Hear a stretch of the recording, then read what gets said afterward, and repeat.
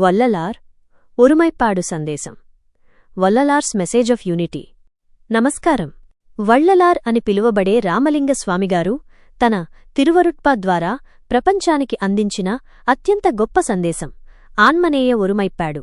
ఆన్మనేయ ఒరుమైపాడు అంటే ఆత్మల ఐక్యత. భగవంతుణ్ణి చేరుకోవటానికి కేవలం పూజలు చేస్తే సరిపోదు, మన హృదయంలో నిజమైన మార్పు రావాలి అని ఆయన బోధించారు. ఆ మార్పు ఎలా ఉండాలో ఆయన 3 ముఖ్యమైన పద్యాల ద్వారా వివరిస్తారు. మొదటిది మనసా వాచా కర్మణా ఏకత్వం. మనిషికి ఉండవలసిన మొదటి లక్షణం చిత్తశుద్ధి. మనసులో ఒకటి తలచి బయటకు మరొకటి మాట్లాడే ద్వంద్వ ప్రవృత్తి ఉండకూడదు. అందుకే వల్లలార్ భగవంతుణ్ణి ఇలా ప్రార్థిస్తారు: ఉళ్ళొండ్రు వైత్తు పురమొండ్రు పేసువార్ ఉరవు కలవామై వేండుం. దీని అర్థం, మనసులో కుట్రలు దాచుకుని బయటకు తీయగా మాట్లాడేవారి స్నేహం నాకు వద్దు.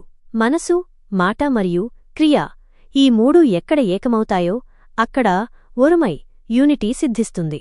అదే నిజమైన భక్తికి పునాది. రెండవది సర్వజీవ సమభావం. మన అంతరంగం శుద్ధి అయిన తర్వాత మనం బయట ప్రపంచాన్ని ఎలా చూడాలో వల్లలార్ ఈ అద్భుతమైన పాదాలలో చెబుతారు. ఎత్తునయ్యం బేధమురా దెవ్వు ఇరుం తన్ను ఇర్పోల్ ఎన్ని ఉళ్ళే ఒత్తురిమై ఉడయవరాయ్. అంటే ఎటువంటి భేదభావం లేకుండా ఏ చిన్న జీవినైనా సరే తన సొంత ప్రాణంతో సమానంగా ఎవరైతే చూస్తారో వారి హృదయంలోనే భగవంతుడు ఆనంద తాండవం చేస్తాడు. మనిషికి, జంతువుకి, మొక్కకి మధ్య ఆత్మలో తేడా లేదని గుర్తించడమే నిజమైన జ్ఞానం. మూడవది జీవకారుణ్యం, కంపాషన్. ఈ ఐక్యత కేవలం మాటలకే పరిమితం కాకూడదు, అది అనుభూతిగా మారాలి. ఇతరుల బాధను తన బాధగా భావించడమే భక్తి. వల్లలార్ గారు ఎంత సున్నితమైన హృదయం కలవారంటే, వాడియ పైరై కండపోదెల్లాం వాడినేన్. నీళ్లు లేక వాడిపోయిన పంటను చూసినప్పుడల్లా నా మనసు వాడిపోయింది అని ఆయన కన్నీరు పెట్టుకున్నారు. ఆకలితో అలమటించే పేదవారిని చూసి ఆయన హృదయం తల్లడిల్లింది.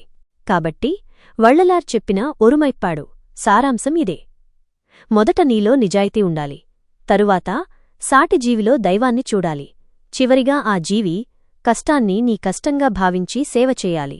ఇదే అరుట్ పెరుంజ్యోతిని చేరుకునే నిజమైన మార్గం. ధన్యవాదాలు.